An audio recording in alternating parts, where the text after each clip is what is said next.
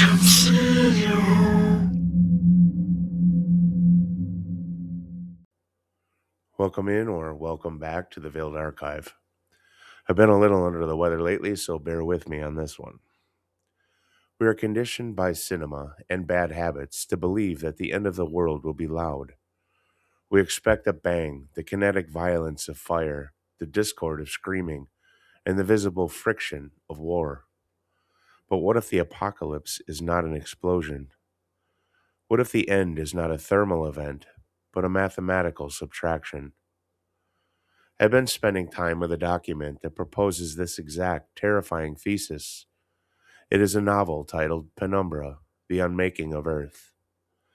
And it is not a story about survival. It is a story about the quiet, geometric failure of reality itself. The narrative follows Revalina Clark, a former physicist at Cern. She is not a soldier. She is not a hero. She is the architect of the nightmare. Revalina warned her colleagues that their high energy experiments would tear the fabric of reality, and she was ignored. Now she is not fighting to save the world. She is simply watching it be deleted.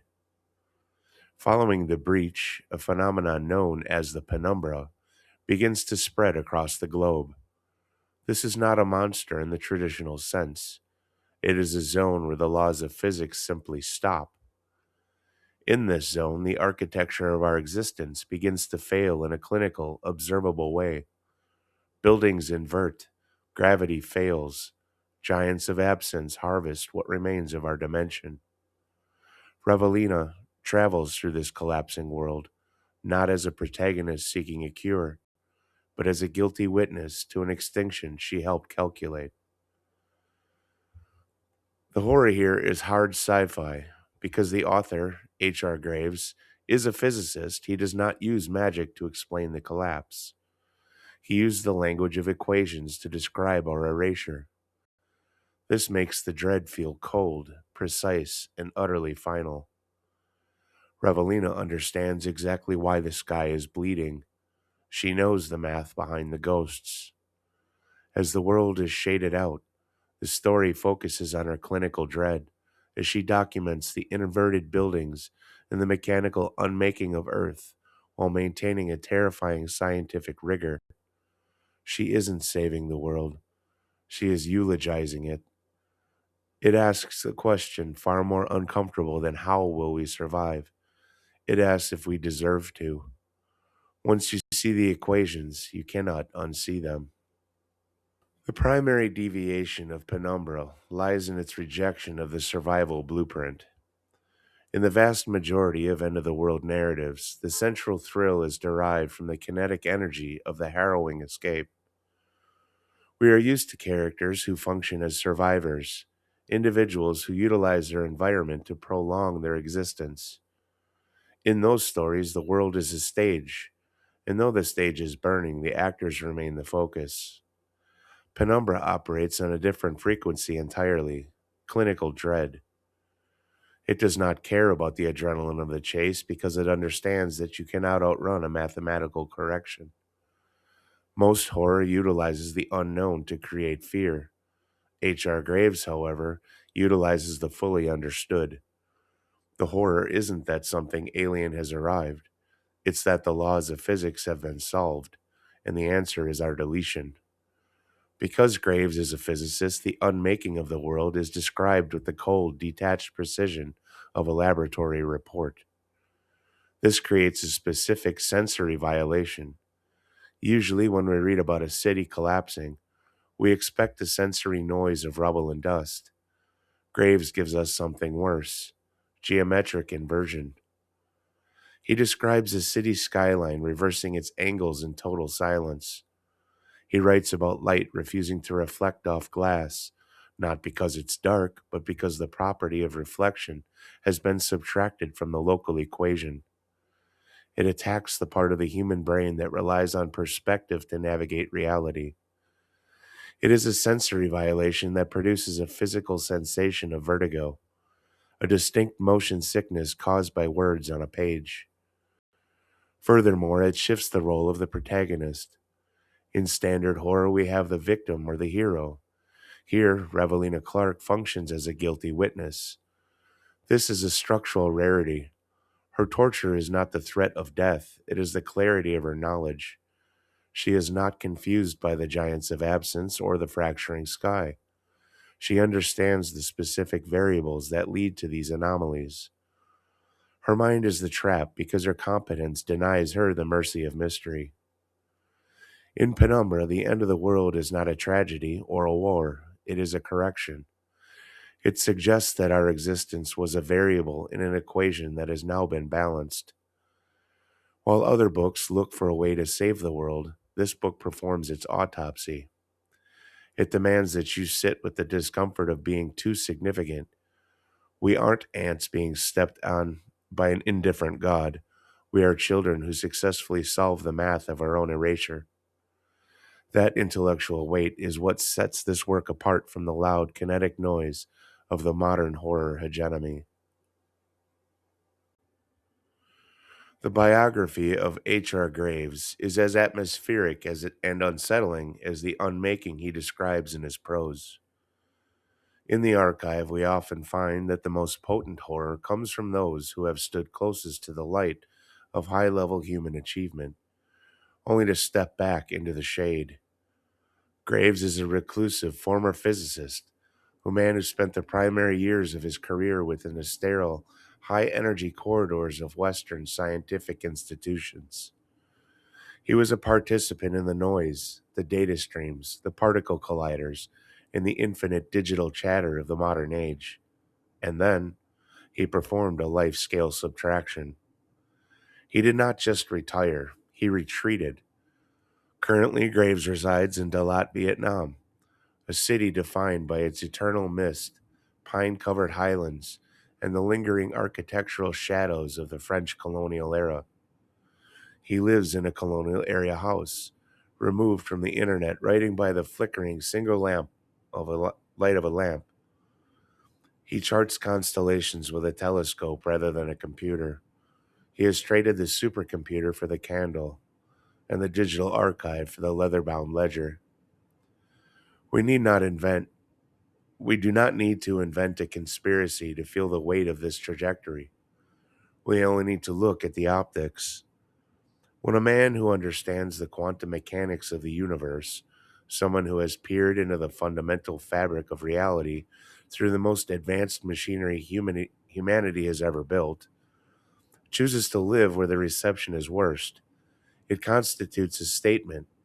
It suggests that he did not retreat to escape the world, but to observe it with a clarity that the noise of the modern world forbids. In the silence of the Vietnamese highlands, the signal becomes deafening. This background is crucial to the structural integrity of Penumbra. It lends to the book an air of forbidden knowledge, transforming it from a piece of fiction into something resembling a final log entry. There is a specific, clinical detachment in his writing that could only come from someone who has been trained to look at the universe as a series of solved and unsolved variables. Because Graves is a physicist, he does not romanticize the collapse. He does not treat the end of the world as a tragedy for the human heart, but as a failure of the human equation. When you read his work, you cannot shake the feeling that you are reading the confession of a man who looked too deep into the math, saw a result he could not live with, and ran for the hills to warn us. He has elevated himself from a writer of fiction to a modern architect of dread, standing in the same lineage as the masters who mapped the collapse of the mind in the indifference of the stars. He is not merely occupying the house of horror. He is adding a new, terrifying wing to it from a desk in the mist. His seclusion mirrors the penumbra itself, a state of being partially illuminated, existing on the edge of the light while the shadow grows. By the time you finish his biography, you realize that the man and the manuscript are a single, unfiled signal. When we place Penumbra on the shelf, we aren't just looking for books with similar covers. We are looking for works that share its specific terrifying frequency. To understand where H.R. Graves fits in the hegemony of horror, we must look at two distinct literary pillars and two cinematic counterparts that deal with the same metaphysically wrong spaces. First, in the literary realm, we must discuss Jeff Vandermeer's Annihilation. On the surface, both involve a zone, Area X and the Penumbra, but the structural link is deeper. Both works utilize ecological and scientific dread. In Annihilation, the horror is a biological prism that refracts life into new, unrecognizable forms. In Penumbra, that refraction is mathematical. Both authors use a protagonist who is a scientist, not for the sake of a technobabble plot, but to provide a lens of clinical detachment. They both explore the interface as skin, where the environment begins to colonize the observer's body and mind. If you felt the cold, shimmering unease of the shimmer, you will find a familiar, albeit more geometric, rot here.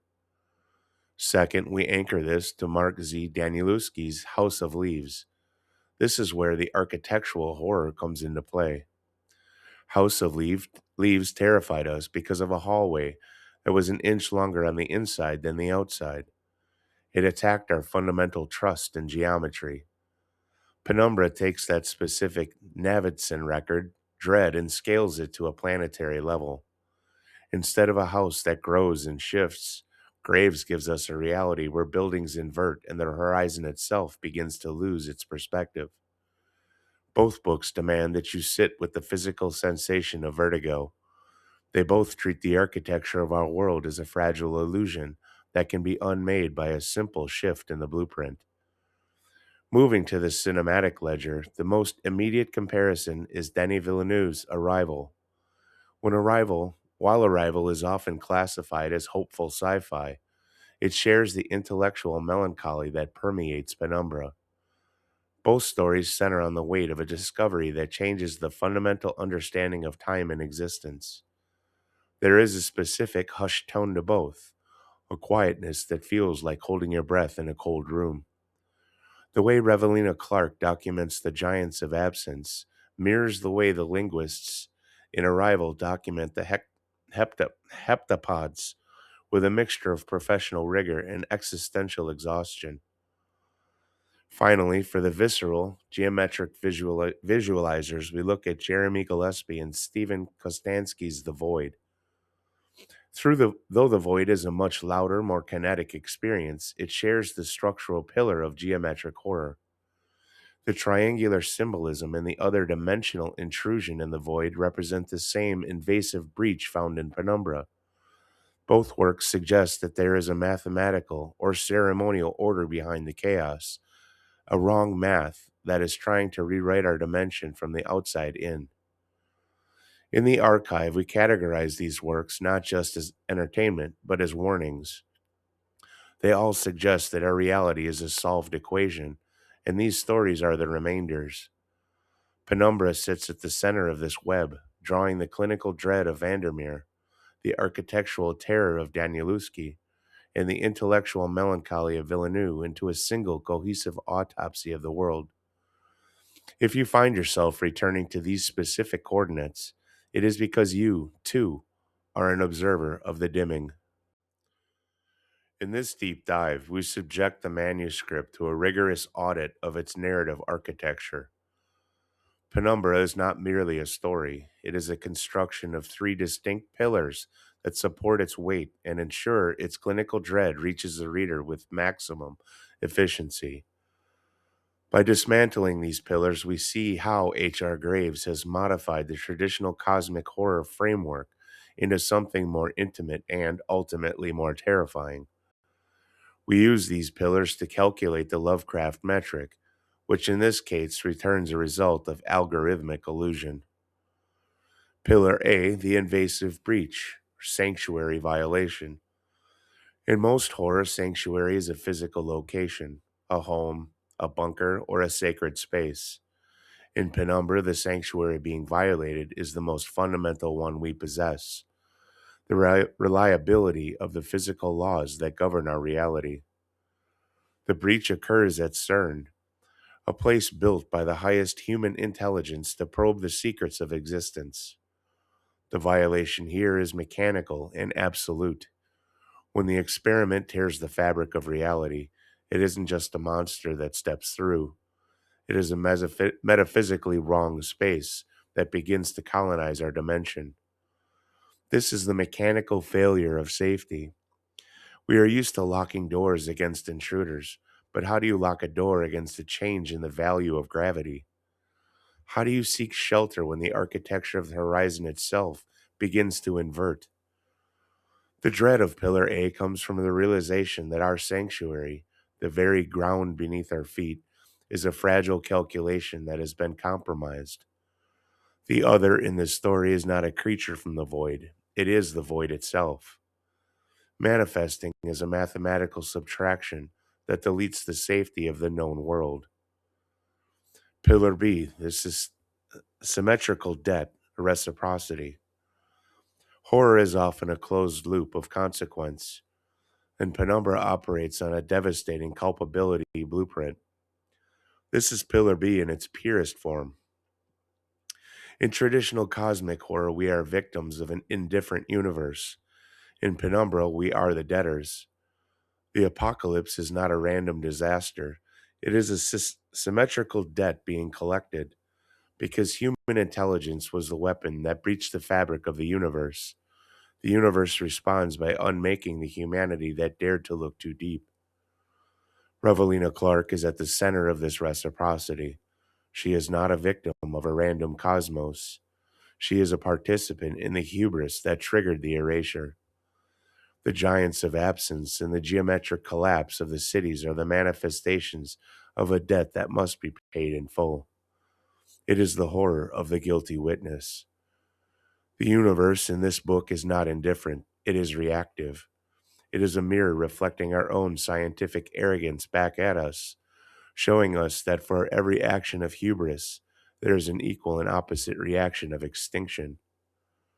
And Pillar C, the experimental psyche, the condition.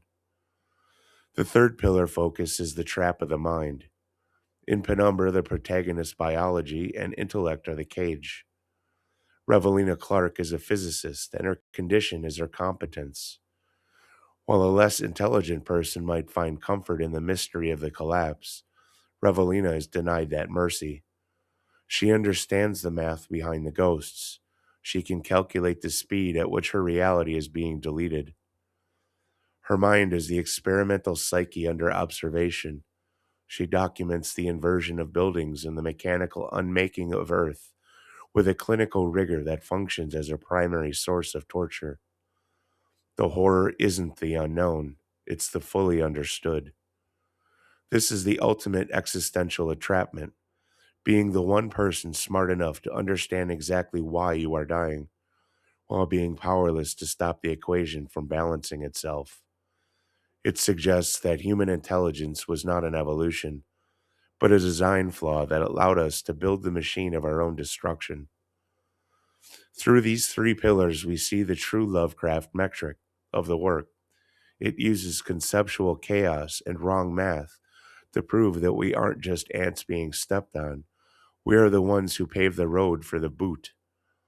Penumbra is a masterclass in architectural horror because it shows us the blueprints of the end and forces us to admit that we were the ones who signed off on the construction.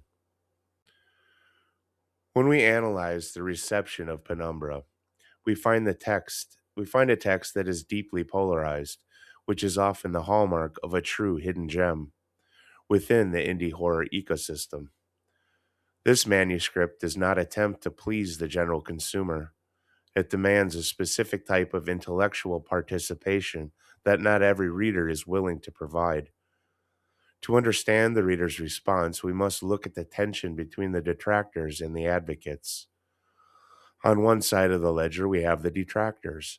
These are typically readers looking for a fast paced disaster movie narrative. They approach the apocalypse as a kinetic event, a series of explosion, escapes, and heroic stands. For this group, Penumbra is frequently a source of frustration. The reviews from this camp often cite the dense scientific language as a primary hurdle. Because Graves writes with the precision of a physicist, The prose can feel cold and unyielding to those who prefer emotional warmth or high speed action. These readers often find the book disorienting, not in a way that feels like intentional architectural horror, but in a way that feels like a lack of narrative handholding. They point to the absence of a traditional victory as a point of failure.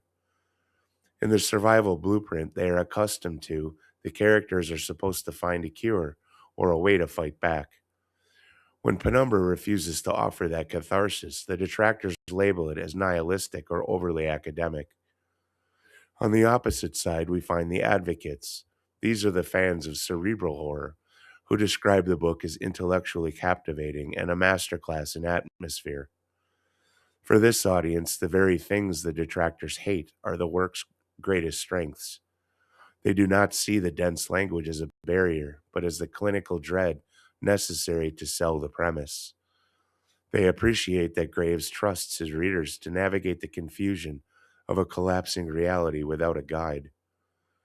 The consensus among the advocates is that Penumbra is a book that forces you to sit with discomfort. They value the psychological weight of the guilty witness archetype and find the unmaking of the world far more terrifying than a standard alien invasion. To them, the lack of a traditional hero is a brave structural choice that reinforces the ethical cosmic horror at the heart of the story. They don't want a happy ending, they want an honest autopsy. This polarization is essential for the archive's metrics. It proves that the work has a distinct narrative mechanic that is functioning as intended. If everyone liked Penumbra, it would likely be because the horror had been diluted for mass consumption. The fact that it alienates the disaster tourist while deeply resonating with the structuralist suggests that the Lovecraft metric of algorithmic illusion is holding true. This book is not a product designed for comfort. It is a clinical observation of an extinction event, and the reader's response is simply the data generated by that observation. When you engage with the advocates of this work, you find a community that values the horror of wrong math. They are the ones who will spend hours debating the geometry of the giants of absence or the ethical culpability of Revalina Clark. They recognize that the truest terror isn't something that jumps out of the dark. It's the realization that the light itself has been calculated away. Penumbra stands at the intersection of two of my favorite genres, being sci-fi and horror. So in lieu of the usual review, which is almost always verbatim from what I will have on Amazon and or Goodreads, um, I chose to dive a little bit deeper into my review itself, structuring it more in line with the content in the video. I, if you, well, I guess I will have my actual review for the book posted in, I can put it in the post description, but it will align exactly with the following really, really, really long version. With that said, after subjecting Penumbra to a full structural audit, I find myself in a state of professional unease. Usually, when we dismantle a narrative engine, we find the seams, the places where the author's reach exceeded their grasp or where the genre tropes were used as a crutch. With H.R. Graves, the seams are invisible because the hard sci fi mechanics are not just a setting, they are the very mortar of the horror. My professional verdict is that this is a mandatory acquisition for any library dedicated to the cerebral or architectural subgenres. What strikes me most is the authentic weight of the culpability blueprint. As we identified in the deep dive, Graves has achieved something rare by anchoring his debut at the zenith of all three structural pillars. The invasive breach at Cern feels terrifyingly plausible because of his background as a physicist. It lacks the melodrama of a typical disaster story, replaced instead by a cold, quiet dread.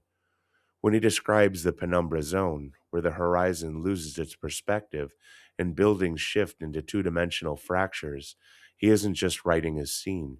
He is creating a sensory violation. As an analyst, I felt the physical vertigo of his wrong math, a motion sickness that persists long after ledgers closed. Comparing this to the ecological surrealism of Vandermeer or the structural collapse of Danielewski, I find that Graves offers a more intimate brand of pessimism. While Annihilation gives us a biological mystery, Penumbra gives us a mathematical certainty. It is the horror of the fully understood. Revalina Clark is one of the most effective guilty witnesses I have encountered in the 2025 ledger. Her intelligence is not a tool for salvation. It is the cage that prevents her from finding the mercy of confusion.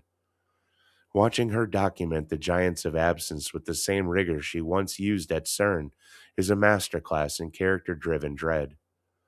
Personally, I found the ethical cosmic horror here to be far more unsettling than the cosmic indifference of the Lovecraftian tradition. There is a specific kind of terror in the realization that we are not insignificant ants being stepped on by a god, but children who are smart enough to build the boot that is now crushing us. It shifts the narrative from a tragedy of fate to a tragedy of hubris. It suggests that the ultimate breach wasn't a hole in reality, but a hole in our own collective wisdom. The merits of this work lie in its refusal to offer catharsis, as the advocates in the reader's response correctly noted. This book demands that you sit with the discomfort. It does not provide a hero, it does not provide a cure, and it does not provide a bang. It provides a subtraction. It is a slow, great encroachment that mirrors the very astronomical phenomenon it is named after. My professional takeaway is that Penumbra is an essential document because it proves the Lovecraft metric is still evolving.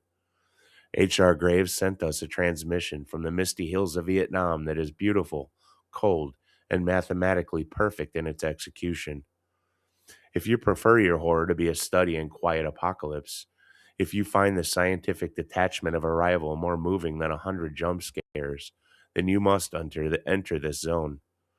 But be warned, once you understand the math behind the ghosts, you lose the ability to look on the horizon and see a solid line. This manuscript doesn't just tell a story, it performs an autopsy of the world you currently inhabit. For my honest opinion, stripped of the clinical lens, I think this book is the ultimate gotcha for our species. We spend so much time looking for monsters in the dark, ghosts, aliens, things with teeth, because that's a safe kind of fear. If a monster kills us, we're the victims. We're innocent. But Graves' work is terrifying because it suggests that our greatest gift, our curiosity, and our intelligence is actually our executioner. There's something deeply lonely and modern about the idea that we won't end with a battle, but with a quiet error in the code of the universe that we wrote ourselves. What I find most moving is the archetype of the guilty witness. It's the ultimate punishment. Clark doesn't get the mercy of being scared or confused. She just has to sit there and be right while everything she loves is subtracted.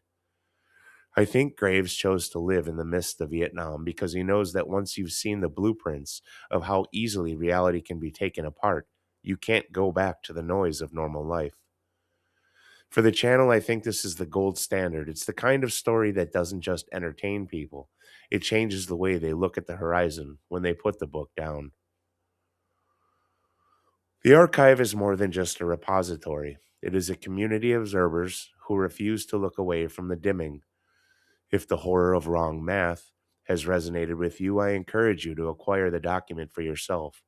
Grab a copy of Penumbra and see if your own perspective survives the subtraction.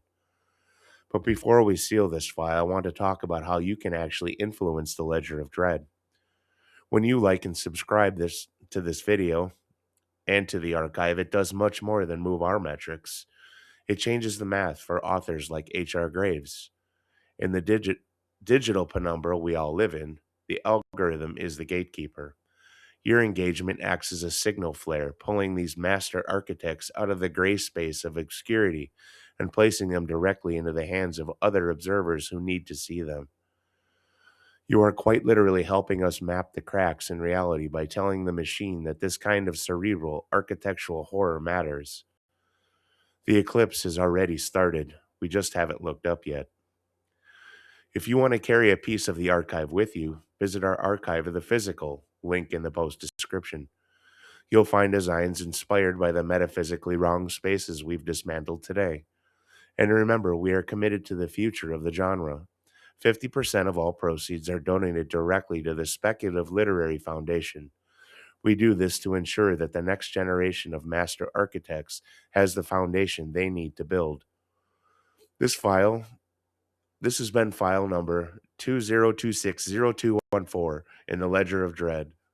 This entry is closed. The warning is yours.